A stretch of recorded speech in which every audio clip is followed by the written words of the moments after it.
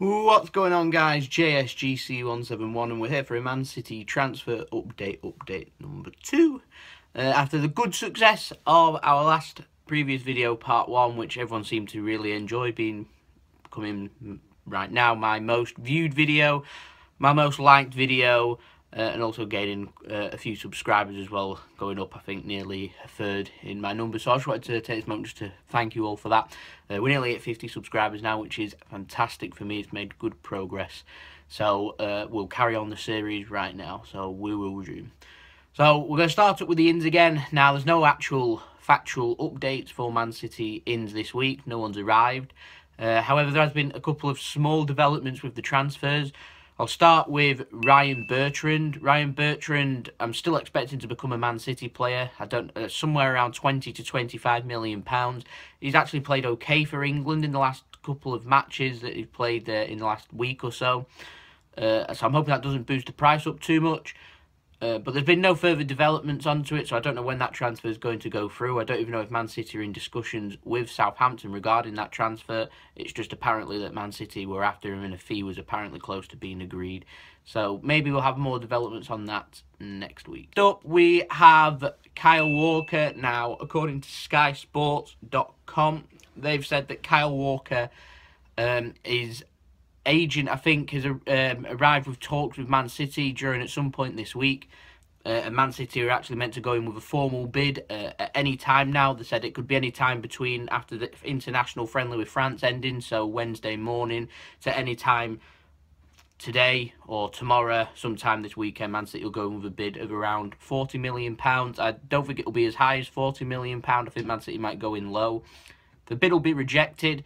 I've heard in the press this week that Tottenham actually want 60 million, but I'm almost certain that if Man City get anywhere close or to £50 million, then that bid will be accepted for Kyle Walker.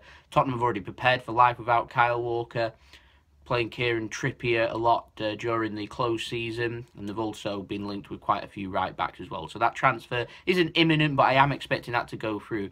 Daniel Levy does drive a hard bargain, so that transfer might take some time. And the other, I don't have any updates on Benjamin Mendy. Man City have cooled all their interest in Fabinho. Jordan Pickford's obviously gone and joined Everton, so Man City were apparently linked with him earlier in the summer, so that one's not happening. I'm not expecting us to go in for a goalkeeper. And the only other development is Alexis Sanchez. Now, Bayern Munich have signed a guy called Naby, I think his name is, that's how it's pronounced. He used to play for Arsenal. Arsenal fans might remember him. He's been had a good season over in Germany. Bayern Munich have signed him for just under £20 million. But I've heard that Bayern Munich want to loan him, and they've also made Douglas Costa, a Pep Guardiola signing, I think, at Bayern Munich, available for transfer, and Juventus are seriously considering a move for him, and apparently a fee close to being agreed, which means that Bayern Munich are actually a quality winger down. Now, the only problem with Bayern Munich and Alexis Sanchez's wage, Man City are willing to meet the wage. Chelsea have cooled their interest, so we'll keep an eye on that development there. Apparently, Arsenal don't want to sell to Man City, and who would blame them selling them to a Premier League rival? Are they going to accept more money, or are they going to accept possibly less money, and Alexis Sanchez accepting less money and going to Bayern Munich? Is Alexis Sanchez going to force through a move to Man City? Does he want to work with Pep Guardiola? Who knows? Moving on to the outs. The outs is a little bit more interesting. Last week I provided an update on Bertrand Celina. Bertrand Celina I thought was close to joining Bolton, but nothing's materialised in the last week. And since then, Ipswich Town and Leeds United have also come in for him on loan for a year. Now, Leeds, I don't think he's going to get much game time there, so that transfer doesn't make sense. It's kind of like a rotated player just making up the numbers there. Ipswich are a little bit short. They've just signed Joe Garner, who's a fantastic League One player. Didn't cut it quite in the Championship, hasn't cut it at Rangers either. Is that a good signing? Who knows? But that shows you the standard that Ipswich are going for. I'm expecting Ipswich and Bolton personally to be down in the bottom half, possibly fighting for relegation next season in the Championship. So Bertrand Celina will probably get games at Ipswich and Bolton. I would prefer a move to Bolton because I know they're short on players, so I think that I'd just near enough guarantee that he would get played quite regularly, whereas at Ipswich, if they've got a few more players, they're starting to spend some money and make some transfers, and therefore making Celina's appearance possibly a little bit less likely than what it would be at Bolton. Plus, Bolton's literally only, what, 10-15 miles outside of Manchester. He wouldn't need to move, wouldn't need to settle.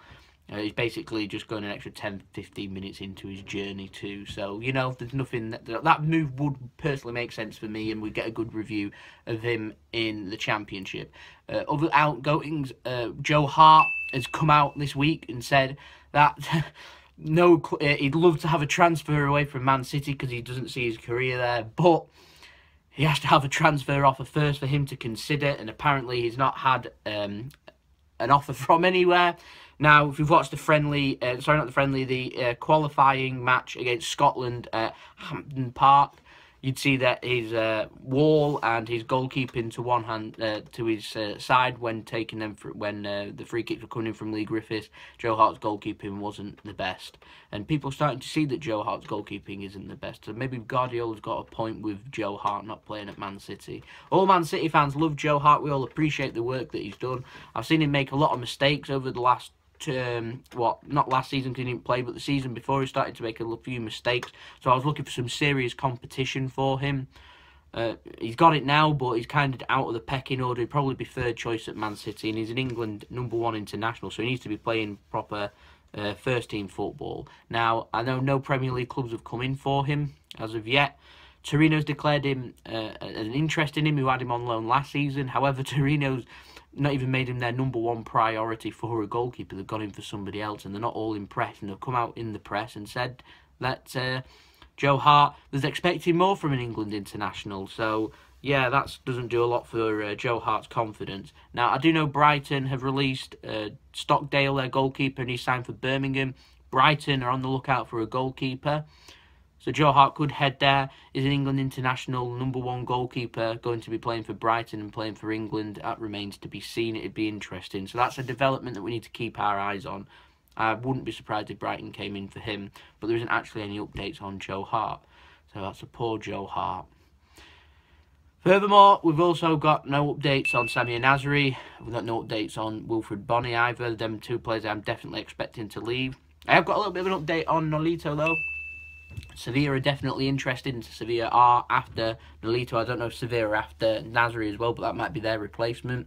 Nolito well down the pecking order. I do know Man City are after one more attacker, so we do need to start getting rid of a few players before we start signing some players. So that's the direction that they're wanting to head in. So Nolito, that transfer could go through as soon as a fee's agreed. I don't know if there's any fee that has been agreed. I've heard as little as £5 million. Now, we signed him for £12 million last year. £5 million, that's a loss of £7 million. That's not good. But we do have some better news for the transfer. A free signing, Aaron Moy from Melbourne City, who Man City's owner bought for just £7 million. The club, Melbourne City, bought for just £7 million. They took Moy from a free contract to Man City, sent him out on loan in the Championship. He played for Huddersfield last season, Huddersfield's player of the season. They're signing him permanently, £10 million. That Aaron Moy transfer is worth more than Melbourne City that they purchased them for. So, great business by Man City, and I expect Man City will be doing more business like that in the coming transfer window. We have been linked with a Mexican international. I will do a video on him if that transfer goes ahead. I can't for the life of me remember his name. I think it's something like Chevy or something like that.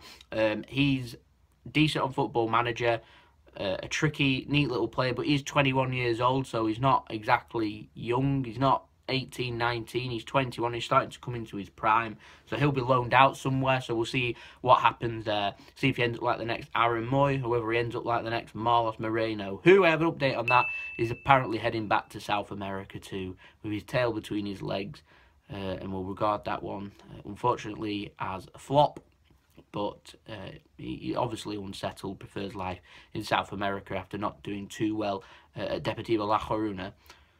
So, last update we have is for Paddy Roberts. Patrick Roberts has been linked with 12 clubs throughout Europe. That's a lot of clubs. Celtic, I know, were interested. They wanted to sign him for £5 million. £5 million, Patrick Roberts, double it, worth at least £10 million. Had a great 18 months at Celtic. Man City want to sell him permanently and put a buyback clause on Paddy Roberts. He's been linked with clubs in the Premier League, and the most interested party actually is with Nice, a team in the Champions League who want him in France. What a move that'd be for him. That'd be a great move, honestly. So hopefully we'll get some further developments, maybe over the weekend, certainly into next week, and hopefully we'll be able to have something confirmed for you, for me to confirm on transfer update number 3 next Friday, if you keep your eyes out for that. So I think that's everything. If I've missed anything, just leave it in the comments and I'll include it in the transfer update for next week. Don't forget to like if you like the video, obviously. Don't forget to subscribe if you're new around here and you want to see more Man City transfer updates. And just don't forget to press the bell if you want to be notified when I'm posting. And that's about it. We've got the Premier League transfer overall update, including deals with Jordan Pickford, Man United's new centre-back Swedish signing, and also any other dealings happening, such as Harry Maguire going to Leicester. That will be included in tomorrow's video. Keep an eye out for that for the second part of the Premier League overall transfer update. So this has been JSGC 171. Hope you all have a nice day. Peace. Ciao for now.